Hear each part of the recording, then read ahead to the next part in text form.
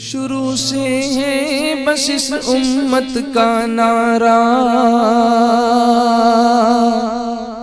یا رسول اللہ، اور یہ کبھی نہ سوچیں کہ آپ یہ نہیں کر سکیں گے. آپ کبھی بھی یہ نہ سوچیں کہ آپ عزت حاصل نہیں کر سکیں گے. آپ کبھی بھی یہ نہ سوچیں کہ سوسائٹی میں آپ اپنا مقام نہیں بنا سکیں گے. آپ کبھی بھی یہ نہ سوچیں کہ آپ دنیا کے اندر عزت حاصل نہیں کر سکیں گے. سب سے پہلے اس نیگیٹو تھنکنگ کو آپ اپنے دل و دماغ سے نکالیں. آپ یہ سوچیں کہ رب نے ارشاد فرما دیا ہے وَأَلَّيْسَ لِلْإِنسَانِ إِلَّا مَا سَعَى، انسان جو کوشش کرے گا اسی کے مطابق اس کو ملے گا. اور حضور نے فرمایا من جد وجد، جس نے کوشش کر لی اس نے پایا. تو آپ کوشش کی طرف بڑھیں، جو کچھ آپ کے پاس نہیں ہے اس کو لے کر کے ماتم کرتے ہوئے نہ بیٹھ جائیں. تو آپ نے محنت کرنی ہے، آپ نے کوشش کرنی ہے. تو سب سے پہلی چیز یہ ہے کہ مایوسی کے دلدل سے آپ باہر نکلیں.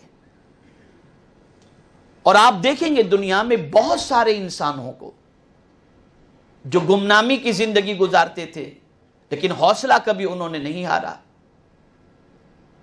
غربت کی وجہ سے فیس دینے کی طاقت نہیں تھی لیکن جیسے تیسے کر کے انتظام کر کے انہوں نے تعلیم حاصل کی اور پھر دنیا میں انہوں نے اپنا مقام بنایا.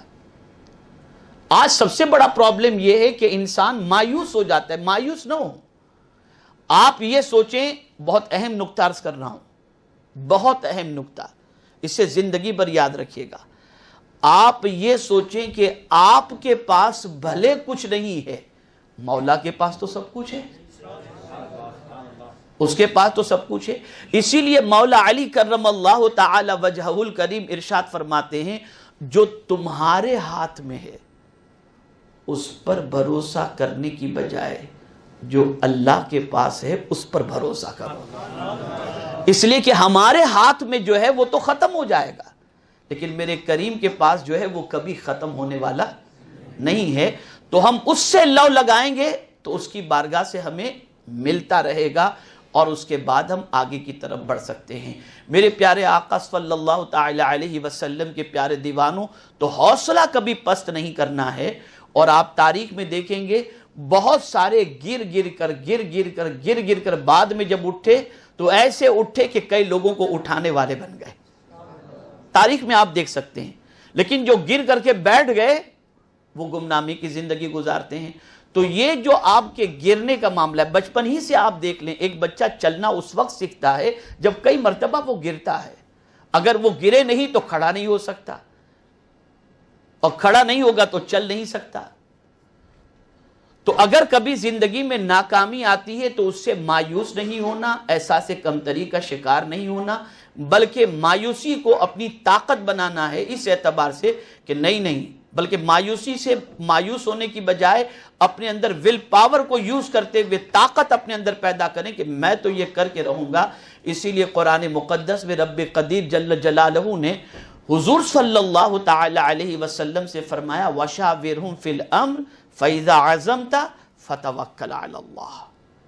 میرے محبوب ان لوگوں سے مشورہ کرو اور جب کسی کام کا ارادہ کرو، یہ جملہ یاد رکھیے گا، جب کسی کام کا ارادہ کرو تو خود کی صلاحیت کے اوپر بھروسہ نہیں، اللہ پر بھروسہ کرو.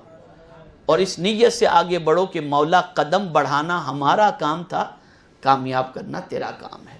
لیکن اس میں بھی جذبہ سچا ہونا چاہیے. جو چیزیں آپ کی کامیابی میں رکاوٹ بنتی ہیں وہ وہی فضول کی چیزیں ہیں.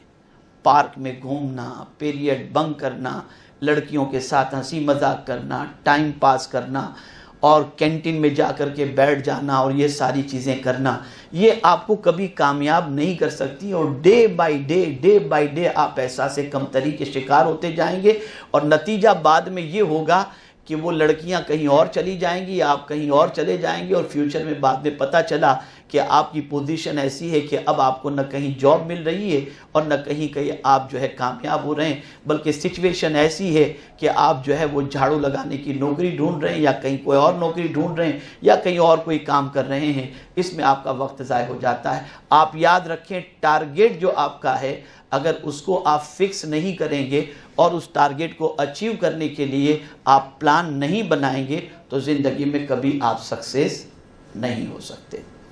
کوئی لڑکی آپ کو رسپیکٹ دے یا نہ دے، رسپانس دے یا نہ دے، آپ لڑکی کے رسپانس کے لیے کالج میں نہیں جا رہے ہیں، آپ اس لیے جا رہے ہیں کہ آپ کچھ پڑھ لکھ کر کے کامیاب ہوں اور اپنے ماں باپ کے بازو بنے، ماں باپ کا سہارا بنے۔ آپ ذرا سوچو، جب کوئی بچہ کالج جانے کے بعد اپنا رزلٹ فیل کی شکل کے اندر پیرنٹس کے پاس لا کر کے پیش کرتا ہوگا تو پیرنٹس کے دل پر کیا بیتتی ہوگی۔ اور جب اگر ایک بات اور خاص طور پر یاد رکھیں کہ کبھی بھی کوئی آپ کا ٹیچر پیرنٹس کو اس لیے نہ بلائے کہ وہ آپ کی کمپلین کرے کہ تمہارا بیٹا آوارہ ہے، ہمیشہ یاد رکھنا، یہ سوچ بنا لو کہ جب بھی آپ کے پیرنٹس کو ٹیچر انوائٹ کرے، بلائے، کال کرے تو اس کا مقصد یہ ہو کہ آپ کا بیٹا نہایت ہی ہوشیار ہے، آپ ذرا اور اس کے پیچھے محنت کریں تو یہ بچہ بہت کامیاب ہو سکتا ہے۔